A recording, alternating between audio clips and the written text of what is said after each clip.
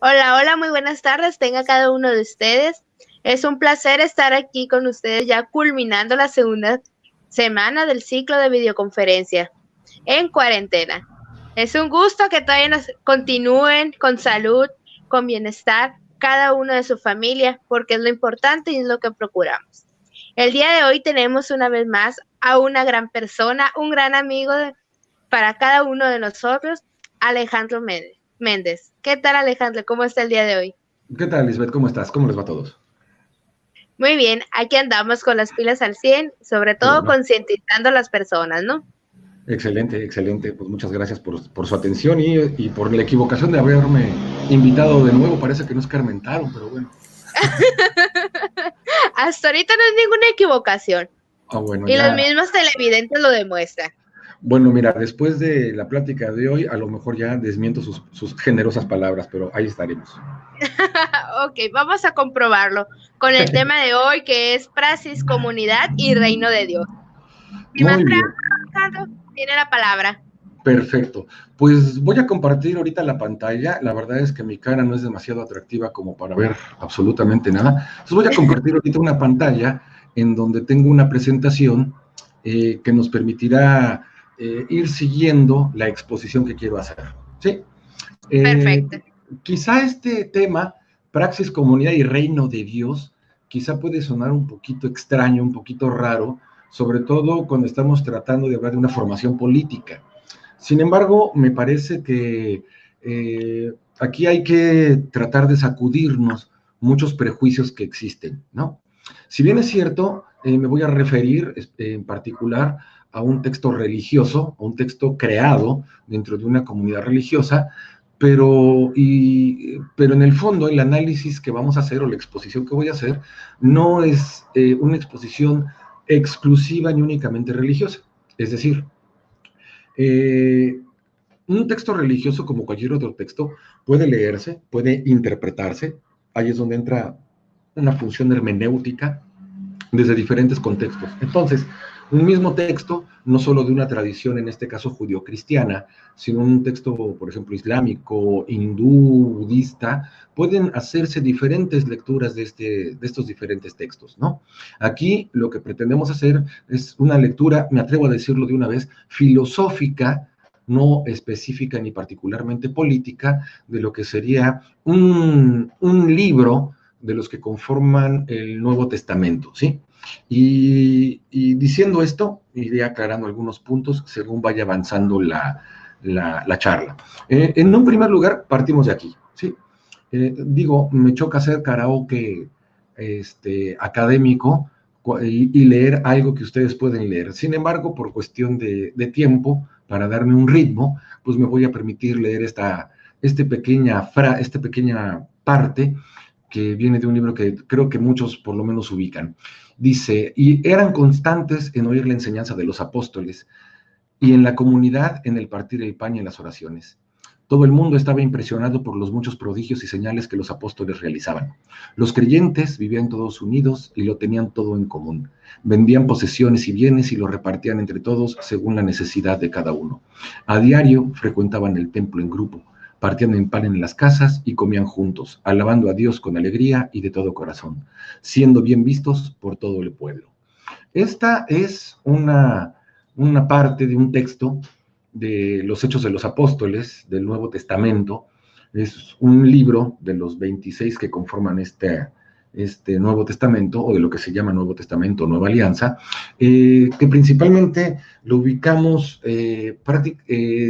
escrito en idioma griego y dirigido precisamente a una comunidad griega. Y de ahí la importancia que tiene. Yo voy a retomar, repito, algunos de los elementos que aquí mencionan y los voy a desglosar y los voy a tratar de ir explicando. ¿Sí? Bien, entonces, en un primer lugar, partimos de esta realidad, la realidad de la persona. ¿Sí? La persona la tomo ahorita como el punto de referencia. No digo que sea lo único, ni lo más importante, ni que sea absoluta, sino es simplemente, repito, un punto de referencia. Es, como diría Ortega y Gasset, la persona sería una realidad radical. Repito, no es que sea ni la realidad única ni la realidad absoluta, simplemente que es todo lo que nosotros conocemos, a final de cuentas lo conocemos dentro de nuestra vida. Y bueno, la persona está siempre, cuando nacemos o desde que nacemos, está siempre en relación con dos tipos de entes. En este caso, tanto con las cosas como con las personas. Con las cosas, perdón, y cuando digo cosas, me refiero tanto a las cosas de la naturaleza, a los animales, a los árboles, a todos esos entes en los que no interviene la mano humana, pero también me refiero a las creaciones del ser humano. Pero también, no solo esto, sino que también estamos siempre en relación con las demás personas. A esta relación con las cosas es a lo que se le llama proxemia. Les pido me disculpen por usar esta terminología técnica, pero me parece que es una terminología que nos puede evitar quizá algunos equívocos o malas interpretaciones. Entonces, la proxemia es la relación que la persona tiene con las cosas, sean estas naturales o sean creadas, ¿sí? Y también hay algo que se llama la proximidad. La proximidad ya no es relación con las cosas, es relación específica y concretamente hablando con otras personas, ¿sí? Entonces, nosotros somos unos seres en el mundo, pero también somos unos seres en relación. Somos unos seres en el mundo que nos relacionamos con las cosas y somos unos seres en relación que nos relacionamos con otras personas. A esta relación con las cosas es a lo que comúnmente se le llama poiesis.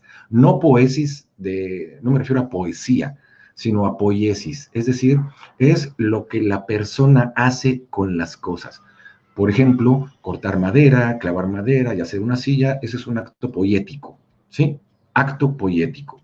Pero hay algo que se llama praxis.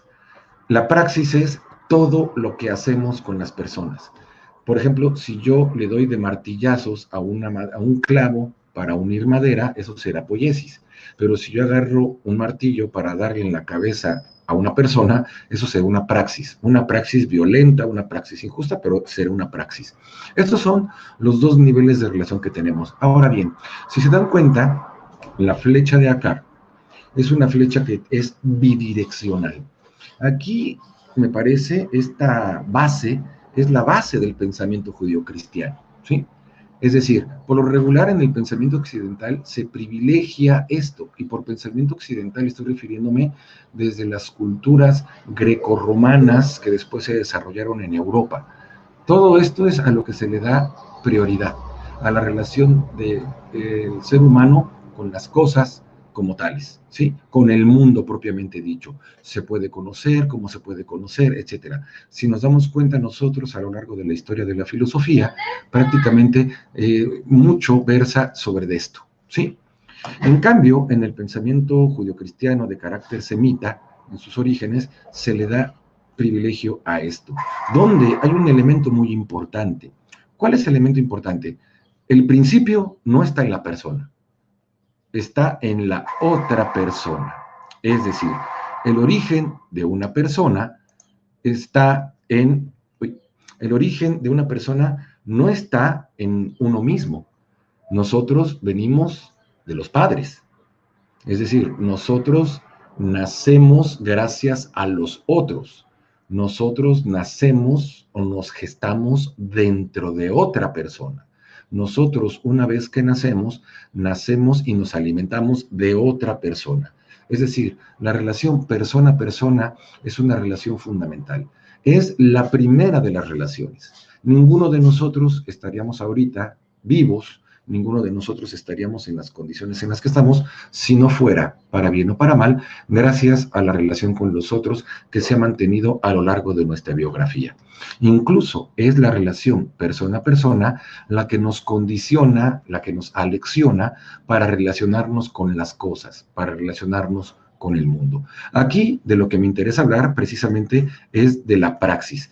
No es casualidad que, por ejemplo, el nombre de los hechos de los apóstoles en griego es praxis apostoloi, es decir, los hechos de los apóstoles o la acción de los apóstoles o los que hacían los apóstoles.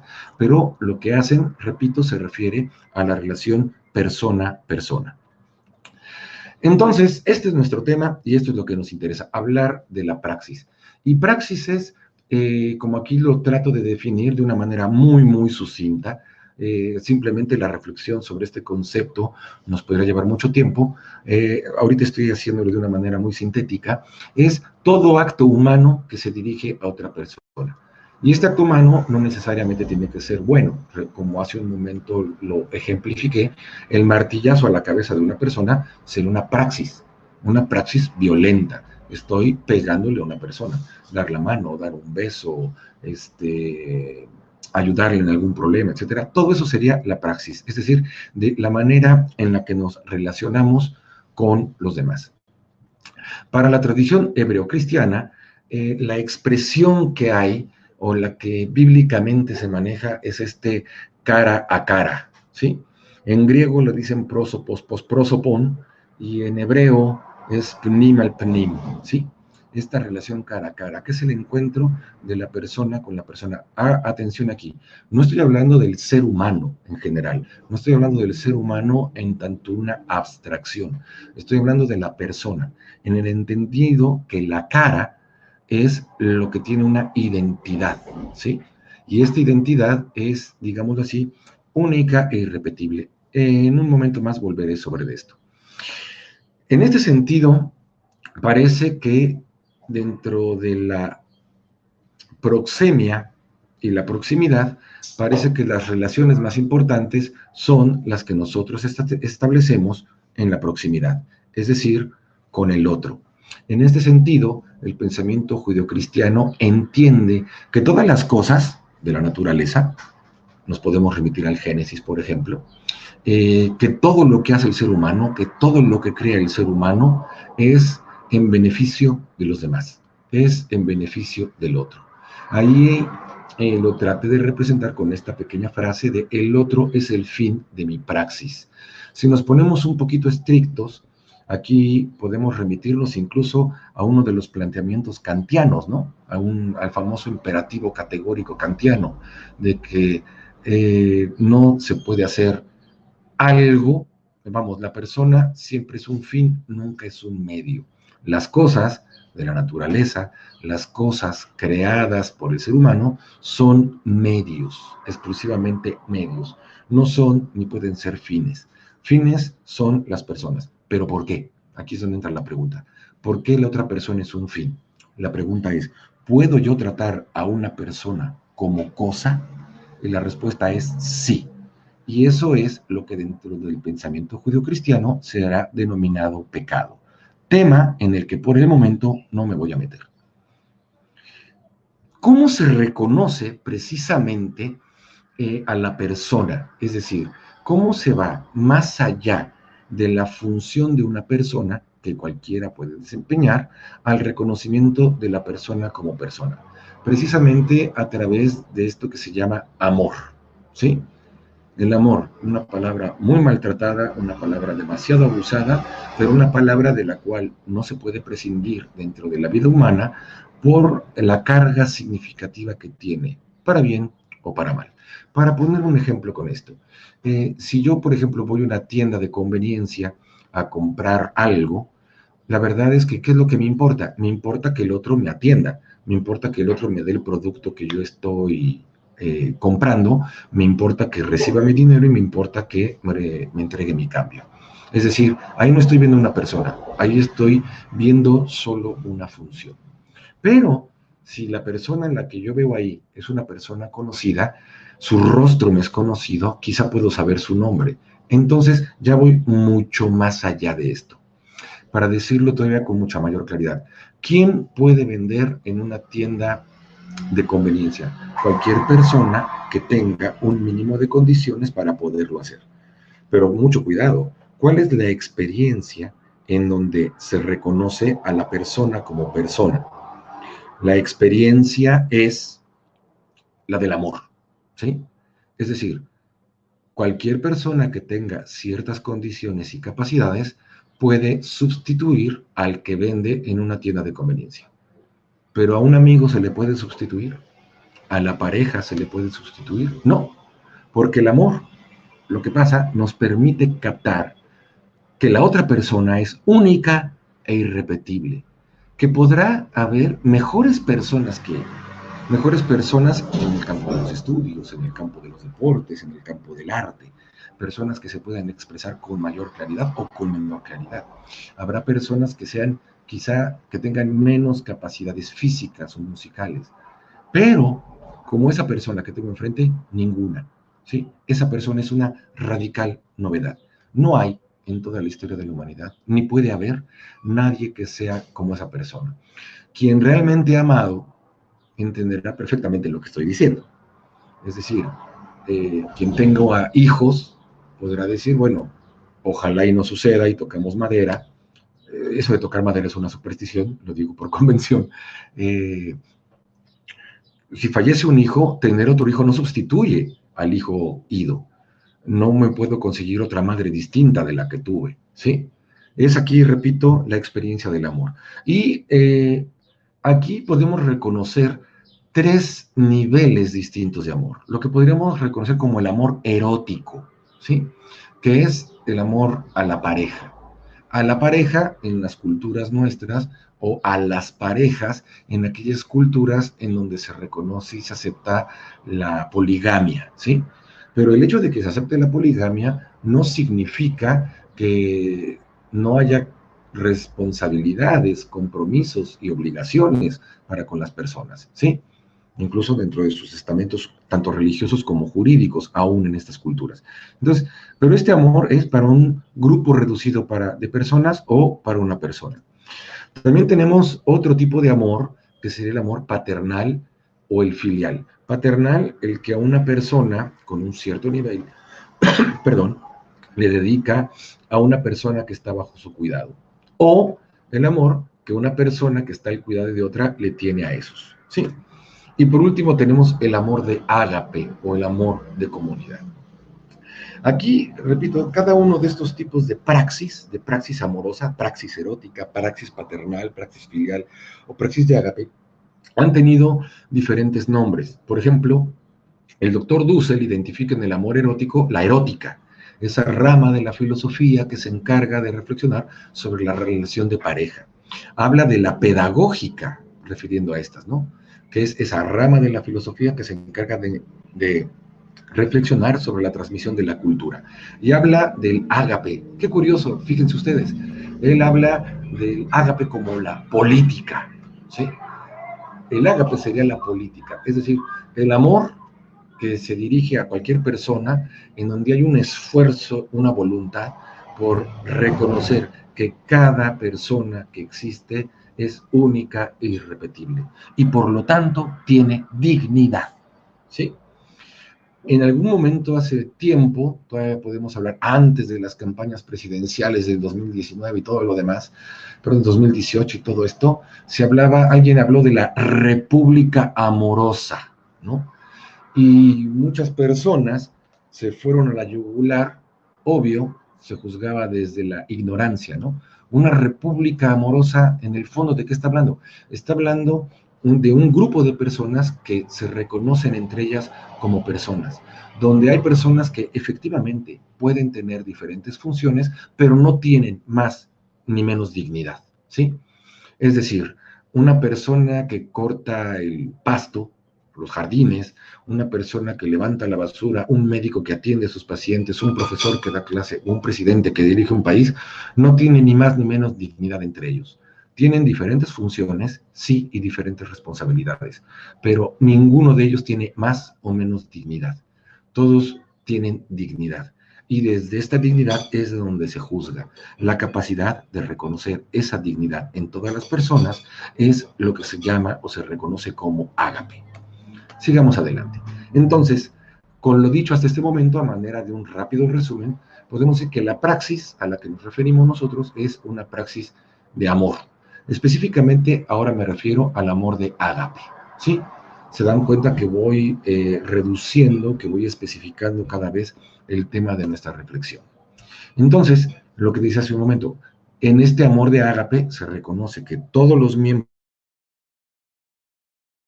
de una determinada comunidad son únicos e irrepetibles. Ninguno es más, ninguno es menos. Y esto será fundamental para lo que vendrá después, ¿sí? Entonces es cuando ahí ya podemos hablar de un nosotros. Es decir, yo, por ejemplo, tengo necesidades. Mis necesidades son más importantes que las de mis hijos, que las de mis vecinos, que las de las personas, por ejemplo, que las de mis empleados, si soy el dueño de una empresa, que las de mis alumnos, si soy profesor, que las de mis profesores, si soy alumno. No, todos tenemos nuestras necesidades, ¿sí? Y esta capacidad de reconocerlas y este esfuerzo quizá por atenderlas es lo que en el fondo nos da un reconocimiento, nosotros del cara a cara. Y precisamente esto es lo que se denomina como comunidad, ¿sí? Entonces, una comunidad no es un grupo de personas amontonadas, no es un grupo de sujetos ahí que comprenden nada más un espacio, ¿sí? Una comunidad es un grupo de personas que se unen, que se reconocen a sí mismas y que tienen una finalidad. Y aquí podemos decir que la finalidad de todas las finalidades, sin la cual ninguna otra finalidad tiene sentido, sería la vida, el desarrollo de la vida, la plenitud de la vida. ¿Sí? Y esta comunidad, desde la terminología bíblica, desde la terminología neotestamentaria judio-cristiana, es una comunidad eucarística. Y esta palabra quizá nos puede llamar mucho la atención y nos puede, quizá para algunos de izquierda ortodoxa, pensar que estamos transgrediendo la sana distancia que tiene que tener con lo religioso. Pero entendamos qué significa lo eucarístico. El eu es, como su nombre lo dice, esta partícula, este prefijo eu, en griego significa feliz, gozoso. La eutanasia, por ejemplo, o el evangelio, por ejemplo, ¿no? No solo es lo bueno, es lo feliz, lo gozoso. Tiene una cierta implicación esta palabra, este prefijo, de gozo, un cierto contenido emocional. Y charis realmente sería con X, pero suena muy raro, entonces es charis en la pronunciación griega, que sería agradecimiento. Entonces, la Eucaristía, ¿qué es? Es el feliz, el gozoso agradecimiento. Una comunidad que se preocupan unos por otros, por sus distintas necesidades, y a partir de estas necesidades reconocidas y atendidas, se juntan para agradecer a Dios, para agradecer entre ellos. Es una comunidad. Es, en este sentido, una relación, aquí trato de conjugar lo dicho, una relación práctico-poética. ¿Qué significa práctico-poética? La Eucaristía, por ejemplo, si nos remitimos a los evangelios, al Nuevo Testamento, es un compartir el pan, ¿sí? Pero el pan no se hace solo, el pan no se da en los árboles, el pan es trabajo de alguien. Compartir el pan significa que alguien comparte su trabajo con los demás para que los demás coman, es decir, para que los demás vivan, ¿sí?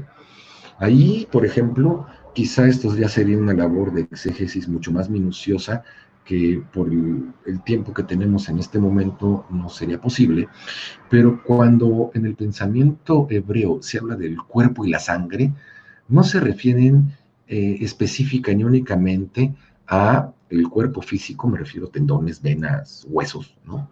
Ni a la sangre, al líquido que circula por nuestras venas y que es bombeado por el corazón a través del sístole y diástole, no. Cuando se habla del cuerpo y la sangre se refiere a la vida, ¿sí? Es la vida de una persona. De ahí que se diga que no hay amor más grande que el que vive para atender, para servir, para atender las necesidades de los demás, ¿sí? Damos un paso más. La praxis, esta praxis de las que se habla, como lo leímos al principio en la frase, en la parte esta de los Hechos de los Apóstoles, tiende a la realización integral, ¿sí? Es decir, es la satisfacción de las necesidades. Y el problema es que cuando hablamos de necesidades, parece que a través de una serie de mediciones, de discursos, de narrativas que se hacen en el contexto contemporáneo, parece que hay una concepción del ser humano como si fuera solo estómago, ¿no? Es decir, hablar de la satisfacción de necesidades habla nomás de las necesidades básicas, pero resulta que el ser humano no solo tiene necesidades básicas, es decir, no solo tiene necesidades fisiológicas, también tiene necesidades afectivas, tiene necesidades cognitivas, tiene necesidades de desarrollo, etc. Al respecto, hay un trabajo muy interesante del doctor Julio Boldinic, de su tesis doctoral, que se llama Ampliar la mirada, ¿no? Otra forma de ver la pobreza y el florecimiento humano. Un texto maravilloso, es una tesis doctoral enorme, donde analiza cada uno de estos puntos. Evidentemente no puedo yo tampoco trabajarlos aquí al detalle, por lo menos no en esta ocasión, donde habla precisamente de la necesidad. Pero por lo menos con la idea que me gustaría que nos quedáramos en este momento sería, todos tenemos una necesidad, una serie de necesidades, no nada más comer y beber, sino comer, dormir, relacionarnos, desarrollarnos, etcétera. Y yo no me puedo satisfacer esas necesidades solo. Quizá de manera solitaria, individual, puedo satisfacer algunas, pero el desarrollo de mi persona quedará completamente comprometido, ¿sí? Necesariamente, valga la redundancia, necesito de los otros para poder satisfacer estas necesidades, ¿sí? Entonces, las necesidades satisfechas en toda la totalidad, en la integralidad del ser humano, son precisamente las necesidades que nos llevan hacia la satisfacción y por ende hacia lo que sería la felicidad. Y aquí es donde entramos ya en este terreno que para algunos podría ser pantanoso y complejo, el reino de Dios. ¿Qué es el reino de Dios? El reino de Dios, por lo menos dentro de la tradición judio-cristiana, se entiende como donde Dios reina. Y dirán ustedes que es lógico, es donde se hace la voluntad de Dios. Y aquí la pregunta sería, ¿y qué es lo que Dios quiere? Precisamente es la realización plena de la persona, la realización plena de lo que podríamos decir sus hijos, ¿sí? El ágape, ahí volviendo al término, es lo que hablamos de la fraternidad. Ágape en griego, frater, hermano en latín, ¿sí? La fraternidad tendría que ver con esto. Entonces, el reino de Dios es esta condición en donde se reconoce un mismo Padre y donde se reconocen a los hermanos. Y los hermanos en tanto personas únicas, irrepetibles, que tienen necesidades. Necesidades que cuando sean satisfechas, necesidades en la que todos podemos colaborar. Para decirlo quizá de una manera poco ortodoxa, podremos decirlo así, no hay nadie que sea tan autosuficiente que no necesite de los demás. No hay nadie que sea tan inútil que no pueda aportarle a los demás algo, de alguna manera o en algún sentido. Es decir, todas las personas somos importantes. Y aquí es donde tenemos esto. El reino de Dios es una categoría crítica, ¿sí? En donde mientras no se satisfagan las necesidades, allá hay una negación. Y esta negación puede responder a ciertas condiciones incontrolables. Pero muchas de esas condiciones tienen que ver de una idea perversa, pecaminosa, como lo dice allí, del egoísmo del orden actual, vigente y dominante. Pensar que mis necesidades son más importantes que las necesidades de los demás. Pensar que los demás son unos objetos que yo puedo utilizar en mi beneficio. No los veo como personas, los veo como cosas de las que yo me puedo aprovechar. Puedo reconocer que el otro tiene hambre, pero me vale madre. Mi hambre es más importante que el hambre del otro, ¿sí? Mi comodidad es más importante que las necesidades básicas del otro. Es ahí, repito, donde estaría esta cuestión del reino. Entonces, el reino es algo como utopía. Una utopía no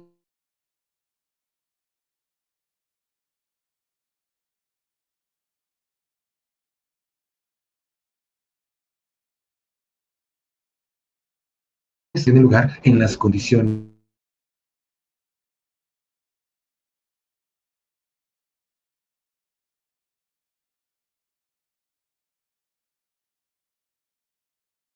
actuales en las que es único, lo más importante, lo significativo, lo trascendente, bueno, pues evidentemente los demás me importan y a los demás me los puedo fregar. Por eso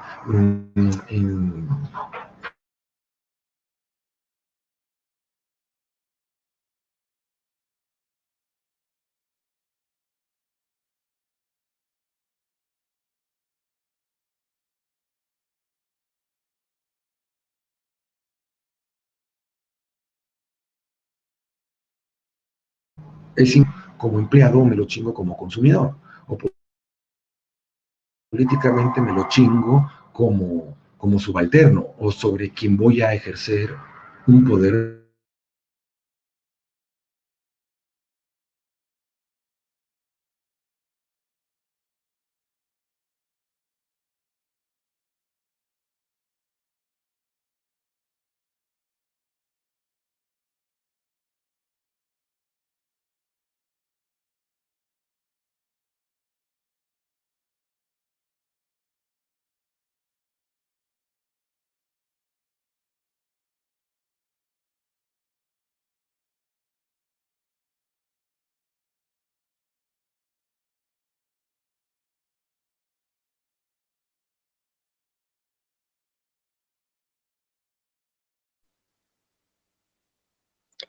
Hola compañeros, por lo visto tenemos una pequeña falla técnica con el compañero Alejandro, se le cayó la señal, en unos momentos más regresa.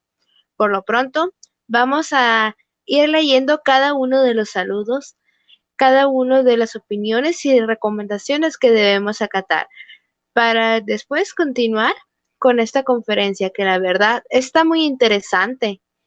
Es una manera más de cómo ver otras perspectivas y no de lo que nada más pensamos nosotros. Tenemos varias cosas que siempre estamos aferrados y no simplemente eso, sino que no nos damos cuenta de lo que sucede. Aquí está regresando ya el compañero Alejandro. Ok, ya estoy aquí con Liz. Ya estoy aquí. Ok. ¿Listo? Vamos a comenzar con unos cuantos saludos para de ahí retroalimentar lo que continúa nuestro compañero Alejandro instalándose. Yulisa Flores nos Ya manda estoy aquí otra saludos. vez. ¿Listo, Alejandro? Sí, nada más díganme en dónde me quedé para regresar. Muy bien. Se quedó cuando estaba explicando sobre el reino de Dios, la realización de la plena de la persona. Ok, ahí me quedé. Ujú. Ahí me quedé. Perfecto. Si quieren, ahí me voy para allá para perder esto. Sí, ¿Sí? A ver, permíteme un segundo. Ahí está. Ahora sí, sí se ve. ahí está. Ok, perfecto. Bueno, decía yo entonces que el reino de Dios, bueno, ¿qué fue el último que oyeron? Para no repetir ya. Puede comenzar desde ahí porque hubo palabras que se entrecortaron, entonces para que la explicación sea más clara, empiece de ahí, porfa. Perfecto, perfecto. Bueno, decíamos que la praxis lo que tiende es a la realización integral de la persona, ¿no? Y la satisfacción, lo cual tiene que ver con la satisfacción de las necesidades. Y estas necesidades, decíamos nosotros, no solo son de índole fisiológica. Por lo regular, si nosotros vemos los índices de medición de pobreza y de todo lo demás, se habla nada más de las necesidades fisiológicas. Pero no solo tenemos necesidades fisiológicas, sí, claro, pero tenemos necesidades cognitivas, tenemos necesidades afectivas. Y esas otras necesidades no pueden satisfacerse de manera singular o personal. Es necesario siempre la presencia y el trabajo de los otros, ¿sí?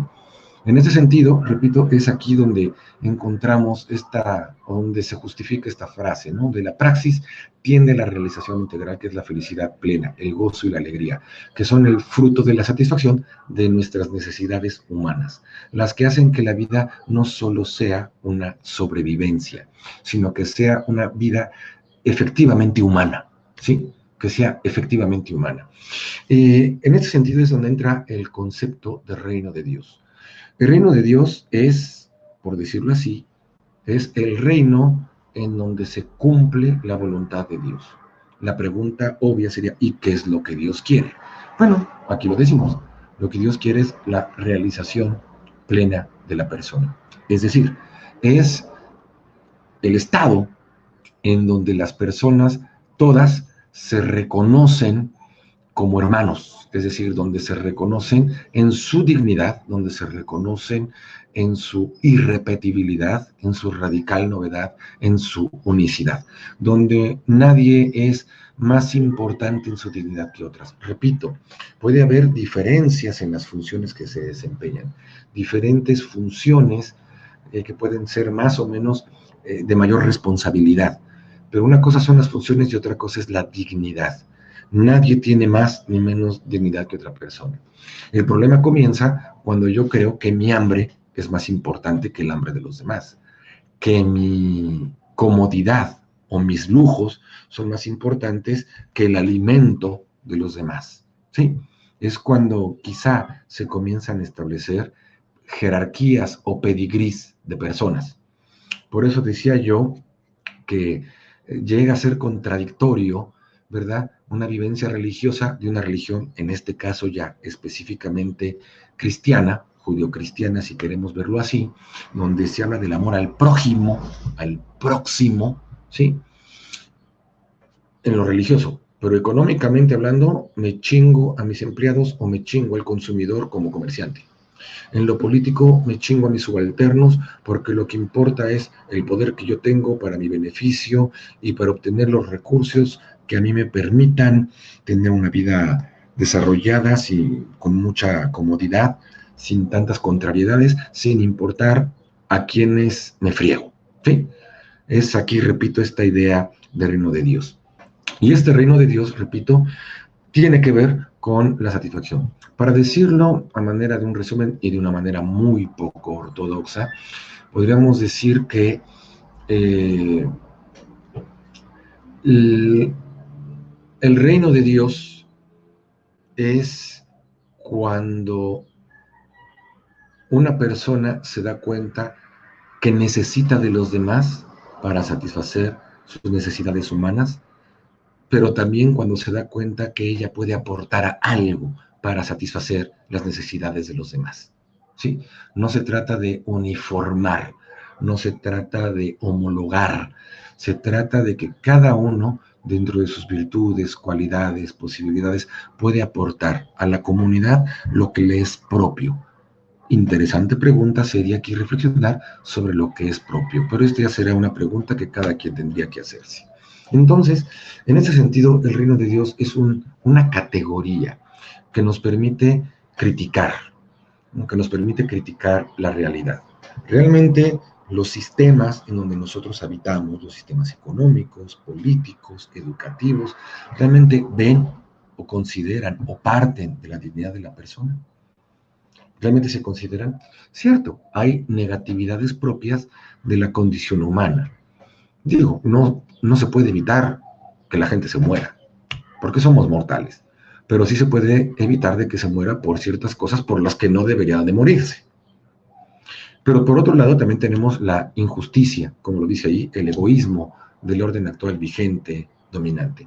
Entonces, el reino de Dios, como este punto de referencia que se nos ofrece desde el pensamiento judío-cristiano, viene a ser una categoría crítica que nos permite contemplar, que nos permite reflexionar. Mucho cuidado con lo que estoy diciendo. No estoy diciendo que el cristianismo o desde el cristianismo se elabore una economía, una política o un sistema educativo. No. No en tanto forma, estructura, institución, no.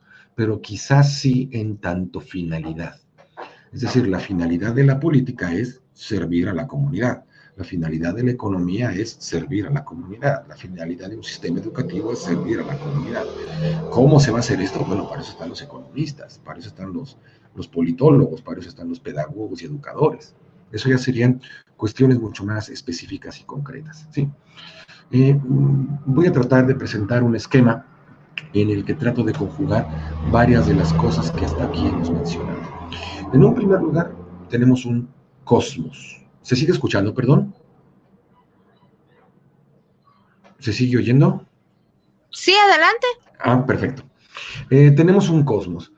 ¿Qué es lo que definimos como cosmos? Cosmos es todo lo que hay. Si queremos una definición rápida, todo lo que hay. La pregunta es, ¿conocemos todo lo que hay? No. Y cuando digo cosmos, no me refiero al espacio interestelar, no me refiero al universo con sus galaxias, etc. Cuando digo cosmos me refiero a todo lo que hay. Pregunta, ¿hay especies marinas que todavía no conocemos? Sí, muchas. ¿Hay especies de insectos que no conocemos? Sí, muchas. ¿Hay especies de plantas que no conocemos? Sí, muchas. Bueno, no es que no existan, ahí están, simplemente que no forman parte de nuestro mundo. ¿Sí? El mundo es una parte o se ubica en una parte del cosmos que conocemos. El mundo es un horizonte cultural en el que nosotros vivimos. Y es ahí donde se ubica la persona, cada uno de nosotros. Ahí puse yo, no en el sentido individualista o egoísta del término, sino en el sentido simplemente de referencia, ¿sí? A lo que le llamamos naturaleza es esa parte del mundo, es esa parte del cosmos que integro en mi mundo, ¿sí? De ahí que yo le pueda llamar madera a eso de lo que están construidos los árboles, clorofila, aquella sustancia que hace que las hojas sean verdes, etcétera. Esas estaban ahí, ¿sí? Que es un vínculo o una relación que se establece con esto que he denominado cultura, ¿sí? Ahí es donde se esta cultura. Mucho cuidado, aquí es donde entra este concepto o esta conceptuación de Dios. Por lo menos dentro de las religiones, dentro de muchas religiones, específicamente las religiones semitas, las religiones como podrían ser el judaísmo, cristianismo y el islam, hay una idea del Dios como creador. Dios crea no el mundo, crea el cosmos, ¿sí? Y es en este cosmos, en este mundo en donde la vida humana tiene lugar. Esto nos podría llevar también a una reflexión bastante amplia, pero ahorita quiero irme hacia otro lado. Dentro de estas ideas hay una idea principal en donde Dios se revela, es decir, Dios se manifiesta. Cuidado, Dios no pertenece al cosmos, Dios no pertenece al mundo, ¿sí? Dios se revela a través del mundo, pero esta revelación específicamente en estas religiones proféticas judeocristianas, no es una revelación directa, siempre se revela a través de otro. Y en las religiones judeocristianas, perdón, en las religiones proféticas, Dios se revela a través del profeta. Abraham, Moisés para los judíos, Mahoma para los islámicos, todos los profetas del Antiguo Testamento y en Jesucristo, por ejemplo, para los cristianos. Dios se revela a través de otra persona, ¿sí? Y aquí es donde está interesante. Es precisamente desde la referencia de este reino de Dios en donde la condición del otro en cierto momento histórico es también lo que me puede llevar a comprender qué tan lejos o qué tan cerca estoy de esta, voy a decirle, justicia. ¿A qué me refiero? Me refiero a que un sistema en donde se explota al pobre, en donde unas personas ven su propio beneficio sin importar las necesidades de los demás, es un sistema explotador. ¿Se está considerando al otro? De ninguna manera, ¿sí? Entonces, es la pobreza la que me está diciendo, este sistema no funciona, ¿sí? Porque una cosa es que alguien no tenga de comer donde no hay alimento, pero como decía la otra vez, otra cosa es que alguien se muera de inanición en un mismo contexto en donde hay personas que se mueren de indigestión. Por eso, la presencia del otro es una provocación. Y cuando digo del otro, me refiero del otro jodido, me refiero del otro pobre, del otro hambriento, del otro agredido, del otro violentado. Las mujeres en las culturas machistas, las personas de color en las xenofóbicas, etcétera, etcétera. ¿Sí? Y aquí es donde entra precisamente el papel del otro, el papel mío, ¿sí? Que es bastante interesante este planteamiento, por lo menos dentro de las religiones judio-cristianas.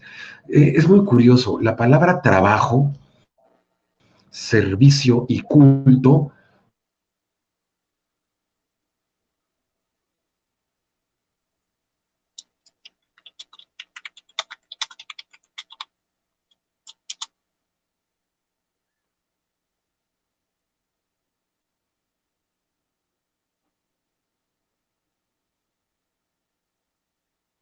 Continuamos ahí con una pequeña fallita de nuestro compañero, pero para eso nos tomamos el tiempo para ir saludando a cada uno de ellos.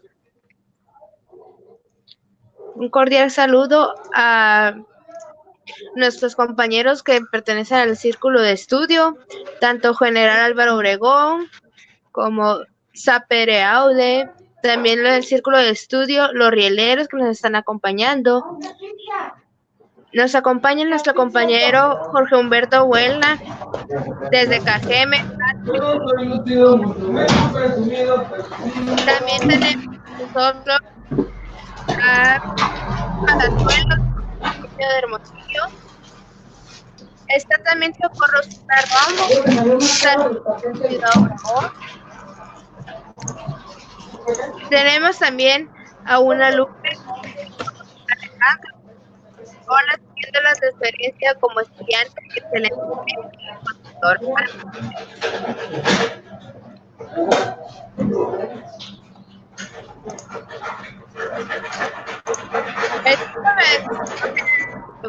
Comenta que estar un día más participando en la formación y en cada una de las actividades que se están presentando.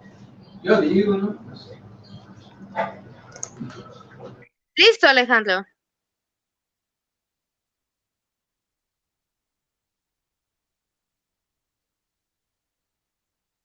¿Sí?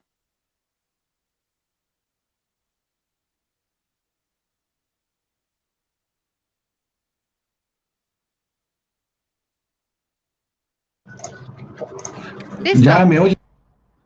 Sí. Perfecto. Nada más un detalle, le comento a Luis Palazuelos que cada una de las preguntas se van a proporcionar al finalizar la conferencia. Adelante, Alejandro tiene la palabra.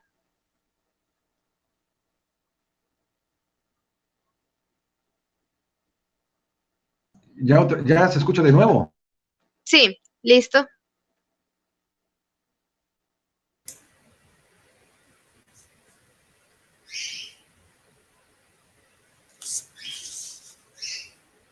Adelante, Alejandro. Sí, ok. Sí, ¿en dónde nos quedamos? Te quedaste, Alejandro, en la definición de trabajo. Ah, ok, perfecto, perfecto. Entonces no habíamos perdido mucho entonces. No. Ok, entonces continúo desde ahí. Vuelvo Adelante. a...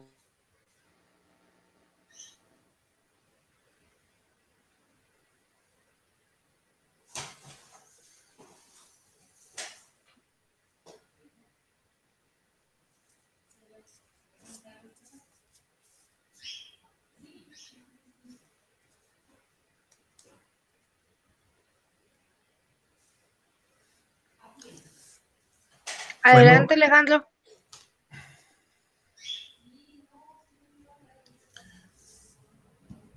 Bueno, les pedimos un poco de paciencia a toda nuestra audiencia. Estamos experimentando problemas técnicos. Bueno, la conexión de nuestro compañero Alejandro está algo inestable, pero tenemos algunas preguntas y comentarios. Ah, está de vuelta Alejandro otra vez. Ya estoy. Ya estás de vuelta, Alejandro. Ah, mil perdones que esta pinche tecnología no tiene palabra de honor, mano. Bien, Pero sí. bueno. Pues comentábamos antes de que volviera a caerse la conexión que estabas por iniciar la explicación de el concepto de trabajo, ¿no? Perfecto. Perfecto. Entonces, si quieren, voy otra vez a compartir mi pantalla para poder seguir con la presentación. Muy bien. Ok. Ahí estamos. Esto ya lo vimos. Bien. Ahí estamos, ¿verdad? Sí. Bien. Decía yo que una de las palabras más interesantes bíblicas es precisamente la palabra jabodaj, ¿sí? El verbo, que realmente es una palabra que se refiere, cuando se refiere a la persona es trabajo, es decir, el trabajo que la persona hace.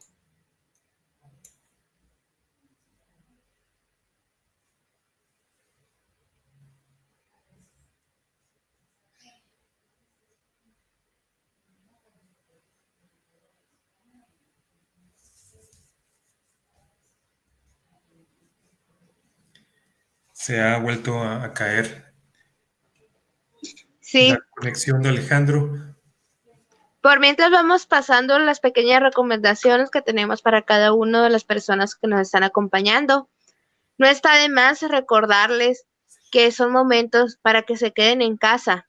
Estamos sufriendo, la verdad, del estado, un alto índice de personas contaminadas. Afortunadamente son poca la mortalidad, pero si siguen en esa situación, puede ir incrementando cada vez más. Les recomendamos de todo corazón, por favor, quédense en casa. Lleven a cabo cada una de esas medidas de seguridad, usen el cubrebocas. Si tienen alguna necesidad de salir, salga la persona indicada, no salgan toda la familia, porque ahí está en riesgo de prolongar cada una de esas enfermedades, ¿no? Por favor, les pido de todo corazón, por el bien de ustedes, por el bien de nosotros, por el bien de su familia sobre todo, quédense en casa, apóyenos de esa manera. Hay que apoyar a cada una de las personas que andan haciendo su trabajo afuera, esas personas que quieren que nosotros apoyemos de esa manera, vamos aportando, vamos colaborando y concientizando lo que en realidad está sucediendo. No es una mentira, no son falsas cada una de las situaciones, sino hay que analizar antes de actuar. Hay que pensar y ser conscientes de todos los sucesos. ¿Listo, Alejandro? Yo estoy listo, no sé si me reciben. Claro que sí. ¿Ya? Adelante. Ok, de nuevo, otra vez.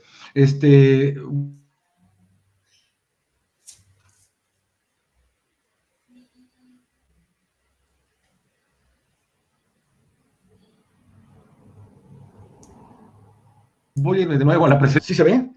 Sí, ya. ¿Sí se ve? Ok. Ah. Decía yo que entonces esta palabra, que es una palabra muy interesante, que nos tendría que llamar la atención, es la palabra Jabodaj. La palabra referida a la persona significa trabajo. La palabra referida al otro significa servicio.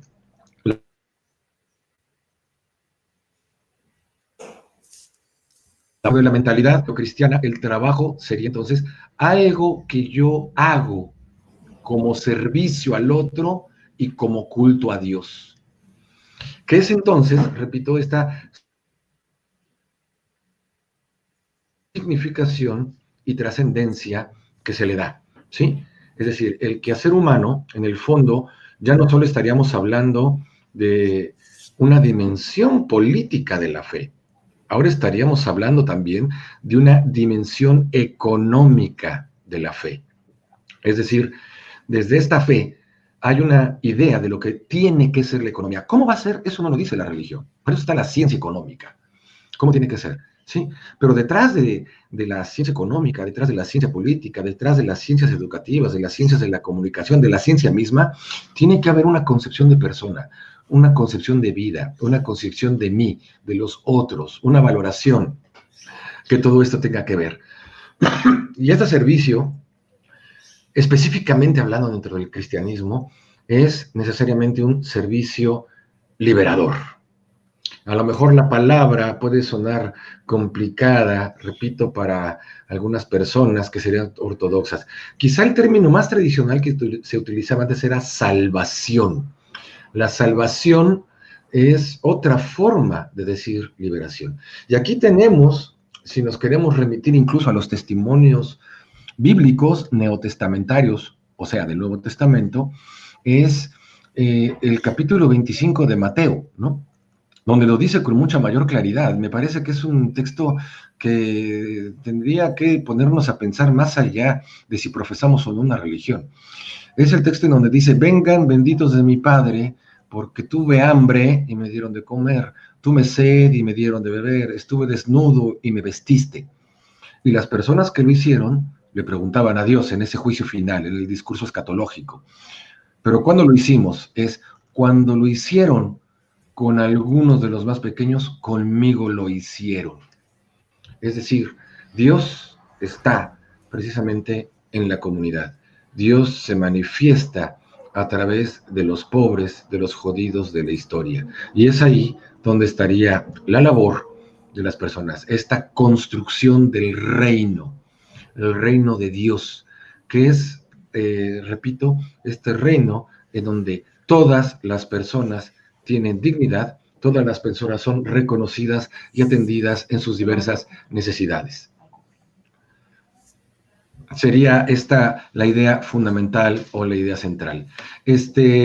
Por mi parte, sería todo lo que tendría que decir en este momento con respecto a la presentación. Si hay alguien o si hay preguntas o algo que deseen hacer, pues estoy en la mejor disposición de intentarlo, lo cual no es garantía de que lo vaya a hacer, ¿eh? ¿Por qué? Yo sé que sí puede responder cada una de las dudas que nos tienen aquí los compañeros. Pues a ver, que vengan las preguntas. Perfecto. Las Iniciamos preguntas con... y las críticas, ¿eh? También las críticas son bienvenidas. Me parece que estos son los espacios para los debates y todo lo demás. Exacto, todo se acepta, porque de esto aprendemos. De eso se trata. E iniciamos con nuestro compañero Godoy de Hermosillo. Adelante. ¿Cómo practicar el amor al prójimo en tiempos de cuarentena por epidemia? Esa es una interesante pregunta, pero a final de cuentas el amor al prójimo es el amor al prójimo, es decir, al próximo. El amor a la humanidad, para decirle a nuestro compañero Godoy, el amor a la humanidad es una mamada, eso no existe. Se ama al prójimo, se habla al que tienes cerca. Y al que tienes cerca a lo mejor son tus padres, tus hermanos, tus vecinos, tus familiares. Cerca de ahí de tu casa hay alguien que no puede salir porque es mayor de edad, alguien que tiene hijos. Bueno, ahí es donde está la posibilidad. El amor al prójimo no es un amor abstracto, es un amor concreto. Amar a la humanidad es fácil, porque no tienes que hacer nada. En cambio, el amor al prójimo es donde yo reconozco que mi bien, mi bienestar, incluso mi felicidad está en servirte a ti. Estamos del otro lado del egoísmo, ¿eh?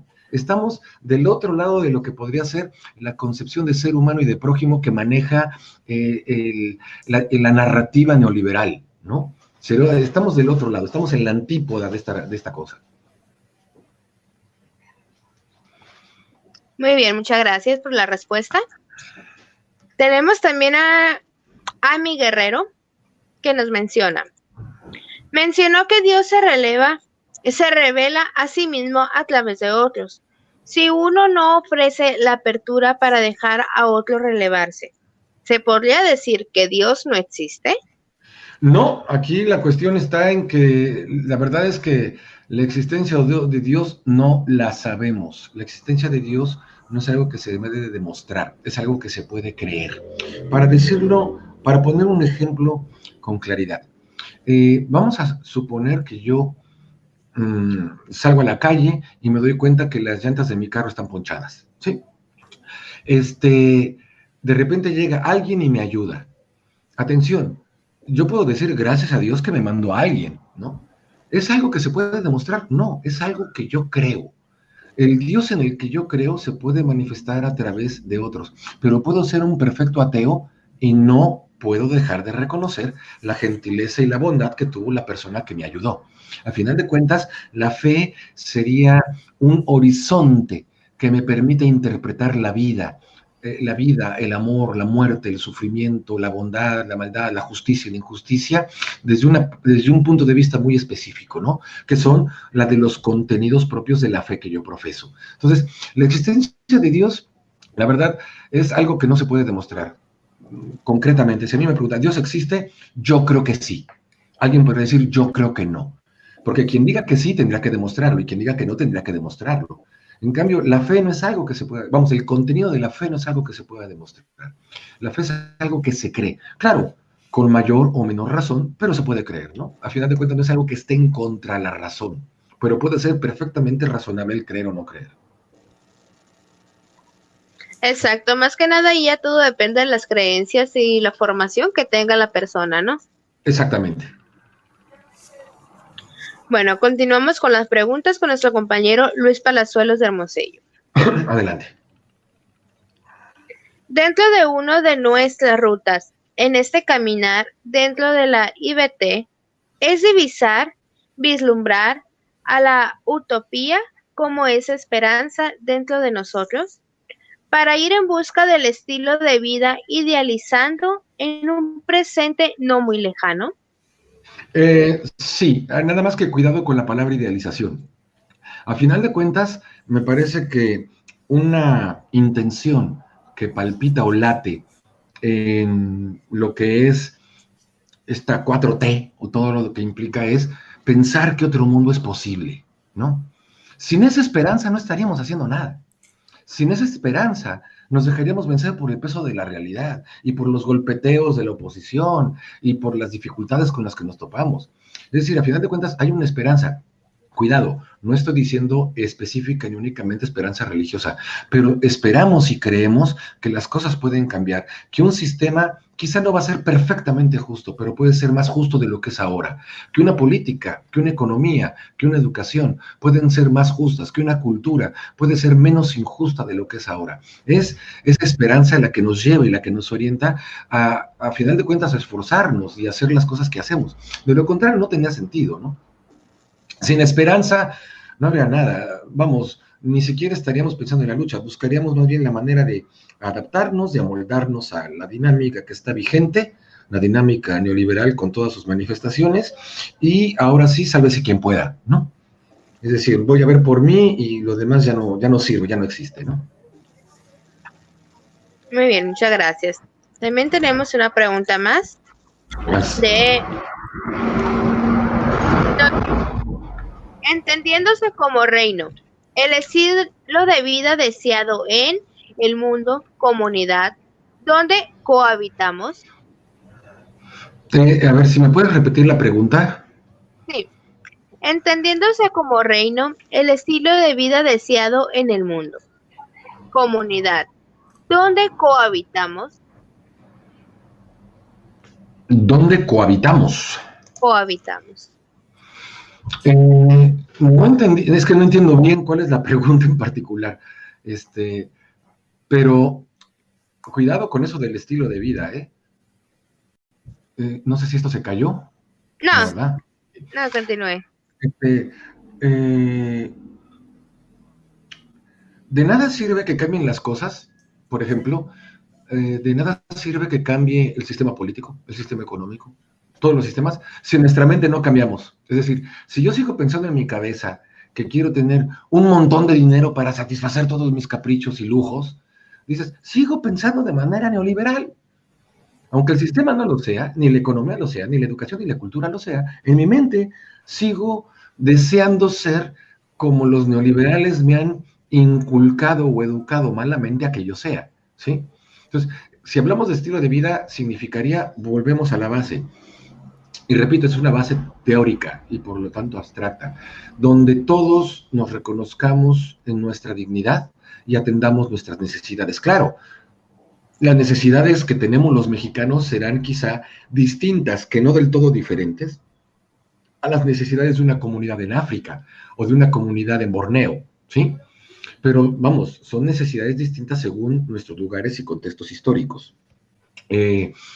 Entonces, sí, se trata de tratar de construir precisamente una nueva forma de vivir, pues. Pero no puede haber ningún cambio, las estructuras, el presidente puede cambiar, y me atrevo a decirlo, puede bajar, y perdón por la siguiente herejía que voy a decir, puede bajar el mismísimo Jesucristo, Buda, Mahoma, a gobernar un país, pero si los ciudadanos no cambian la mentalidad, difícilmente cambiará la realidad que vivimos. Quizá me vi muy radical. Quizá me vi muy radical. La realidad. Tenemos una pregunta de Yulisa Flores. ¿El amor al prójimo se puede interpretar como ejercicio de la democracia? No, bueno, no. Digamos que son terrenos distintos. El amor al prójimo está dentro del terreno religioso. La expresión política sería la democracia, ¿no? Distingamos los terrenos, ¿eh? El terreno religioso es una cosa y el terreno político es otra. El amor al prójimo es el reconocimiento de la persona en su dignidad. La democracia sería el reconocimiento de esa persona, pero desde las estructuras, no desde la vivencia personal. Claro, si evidentemente se va a tomar una decisión en una comunidad, lo importante es que todas las personas que se van a ver afectadas por esa decisión participen, es decir, que haya consenso, ¿no? Que la decisión que se tome sea a favor de la vida de las personas que forman, o de algún aspecto de la vida que forman parte de esa comunidad, ¿no? Entonces, sí, para decirlo de otra manera, el amor al prójimo en la religión es lo que en la política podríamos decir democracia, pero cuidado, hay distintos sistemas democráticos, ¿sí? Hay distintos sistemas, y esto habría que quizás reflexionarlo con mucha mayor profundidad, ¿no? Muy bien, muchas gracias. Tenemos una pregunta de nuestro compañero Jorge Esteban. ¿Qué Adelante. implicaciones sociales y políticas tiene en el mundo y en la realidad de hoy promover el trabajo por el reino de Dios? Eh, Volvemos. La política es la creación de estructuras que permiten la convivencia en las personas. El reino de Dios, la motivación o el punto de origen es el sujeto singular. Entonces, si desde el punto de vista religioso se trata de que cada uno de nosotros trabajemos en beneficio de los demás porque reconocemos que no hay personas con pedigrí, no hay personas más importantes que otras, ¿sí? En ese sentido. Pero desde la perspectiva política sería la creación de estructuras que les permitan a las personas satisfacer sus necesidades sin estas diferencias tan abismales, sin estas brechas tan grandes que hay entre los que más tienen y los que menos tienen, ¿no? Ujú. Entonces, la política es la creación de estructuras, la institucionalización de estructuras que permitan una vida más humana.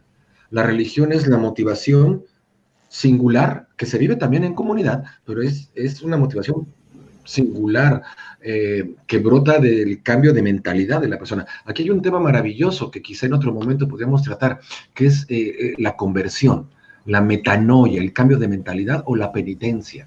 La penitencia es cambiar la mentalidad, no seguir pensando en lo mismo, ¿no? Pero eso es No. otro tema también muy vasto. Sí va a tener que regresar con ese tema, porque nos va a dejar con la duda. Si nos escarmientan, va. Tenemos una pregunta de Miguel López. Entonces, ¿es Dios un ente omnipresente y omnipotente?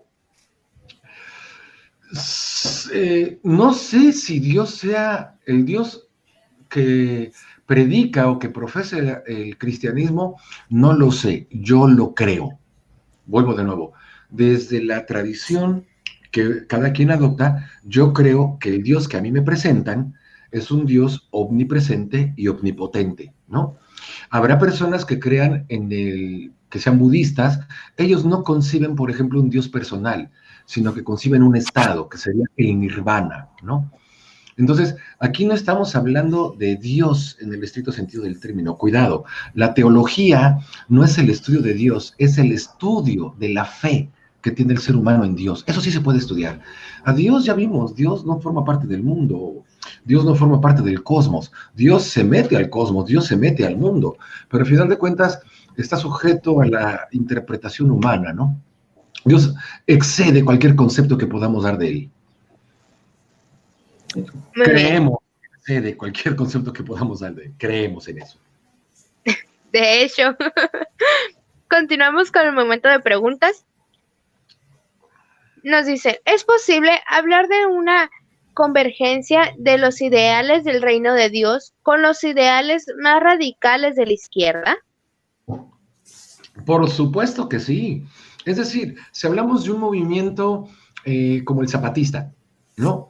Que luchan por el reconocimiento de su dignidad y sus derechos sobre la tierra. Si retomamos el derecho de las personas que han sido desplazadas por las mineras, si retomamos el derecho de los trabajadores de un salario justo, de que haya cooperativas, etcétera, al contrario, lejos de provocar división, provoca unión. Es decir, yo, para decirlo de otra manera, uno se une a ciertos movimientos sociales y políticos por una convicción del movimiento político como tal, pero también puede ser desde una convicción profundamente religiosa. Es decir, desde mi convicción religiosa veo que tal partido, tal corriente, sigue ciertos ideales que yo también persigo desde mi fe, me vinculo con eso, ¿no? Pero también me permite mantener una distancia para criticarlo cuando lo tenga que criticar. Porque el movimiento, y eso tengámoslo claro, ninguna creación humana es perfecta. Ninguna. Por lo tanto, siempre Exacto. tiene que estar en una constante revisión, una revisión crítica, para corregir su camino cuando se equivoque, cuando se hace de manera no intencional. Y corregirlo cuando se equivoque, aunque se haga de manera intencional, ¿no? Exacto. Bueno, por último, terminamos con un comentario de nuestro compañero Godoy. Gracias, muy agradecido por el tiempo amoroso que nos han dedicado y darnos toda la esperanza de avanzar en la cuarta transformación. Si ese fuera uno de mis alumnos, diría que fue sarcasmo, pero bueno, se le agradece a Godoy. Se le agradece mucho a Godoy. No creo que sea su alumno. No, yo Es no creo, hermosillo. quiero creer que fue sincero y le agradecemos mucho a Godoy, entonces. Claro que fue sincero. Más que nos ha estado siguiendo durante estas 2 semanas ya, cada una de nuestras conferencias. Qué bueno, qué bueno. Muchas gracias, Alejandro, por esta excelente conferencia.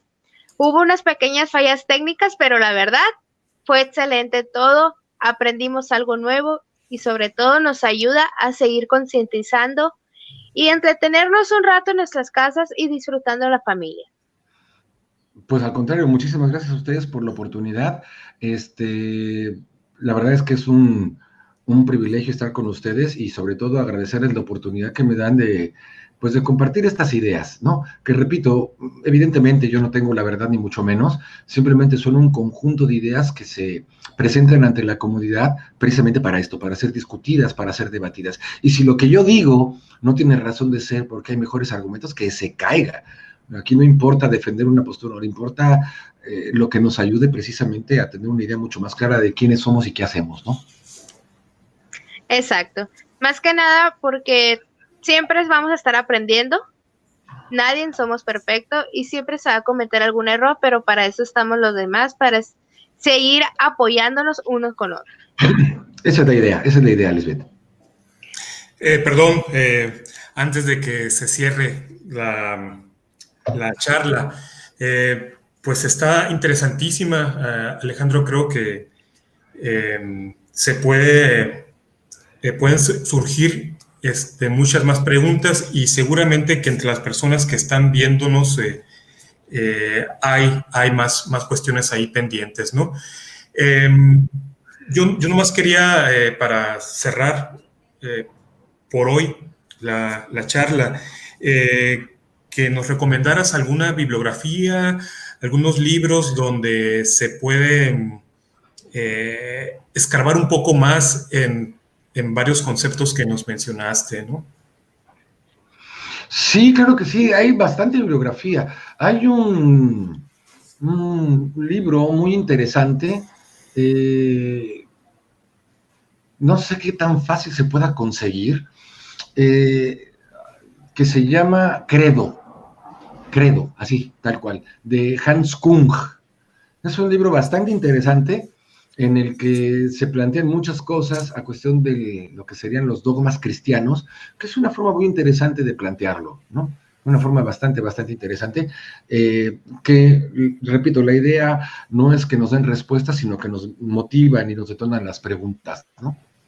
Eso es. Y bueno, y ya que lo mencionas, Hans Kung, pues ha sido uno de los teólogos que estuvieron muchos años vetados por el papado de Juan Pablo II, ¿no?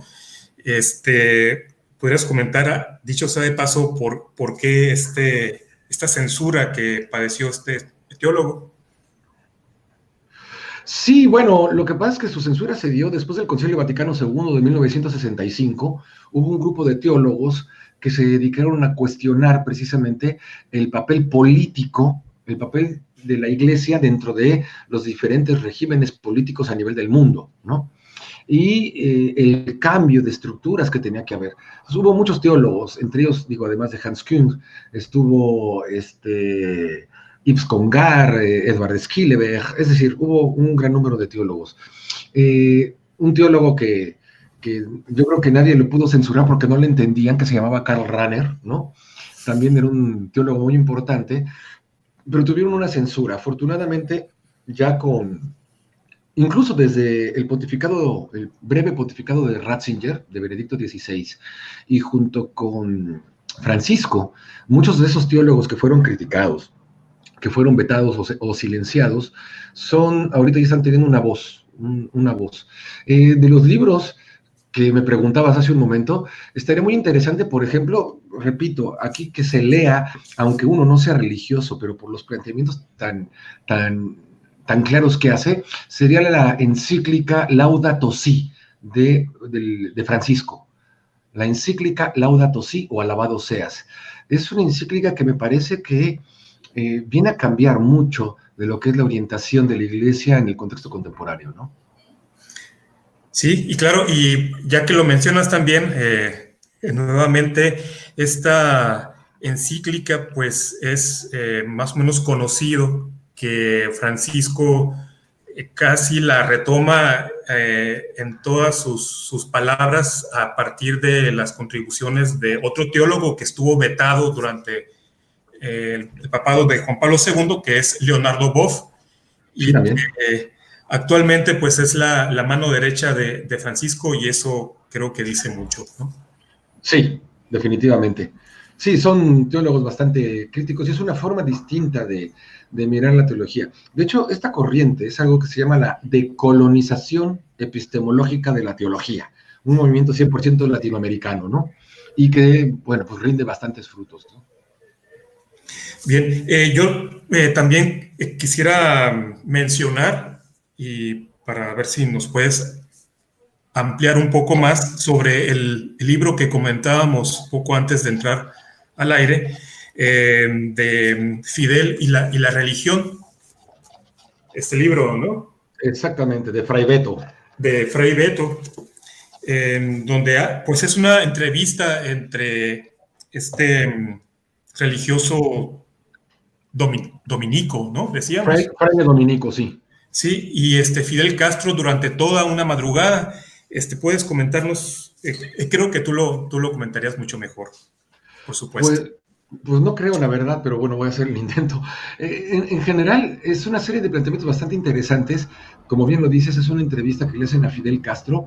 Y repito, me parece que esta entrevista lo que denota es quitar un poquito las telarañas que existen sobre esta idea bastante poco ortodoxo, más bien demasiado fundamentalista, de que la izquierda tiene que alejarse completamente de cualquier planteamiento religioso, ¿no? Atención.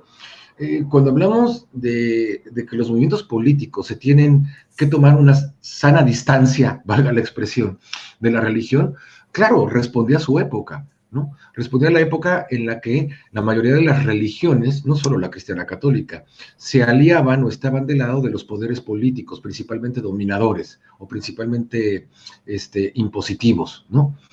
Y de ahí venía la crítica. Pero cuidado, una cosa es criticar la institución religiosa, en este caso las iglesias, etcétera, y otra cosa es criticar a la religión en tanto tal, ¿no?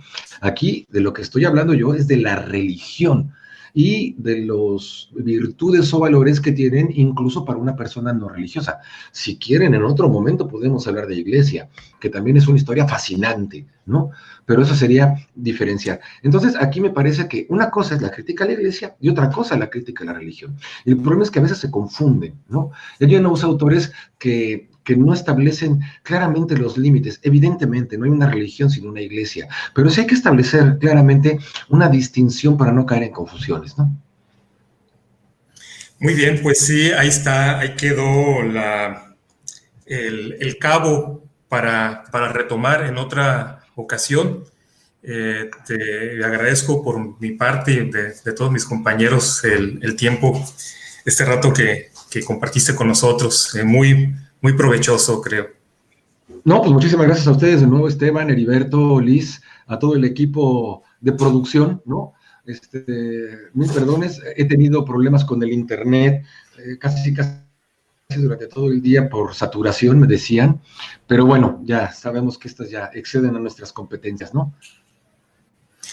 Así es. Solo nos queda por agradecer una vez más, Alejandro, el ver aceptado esta invitación. Esperemos que sigas aceptando cada una de ellas, porque esto va para largo.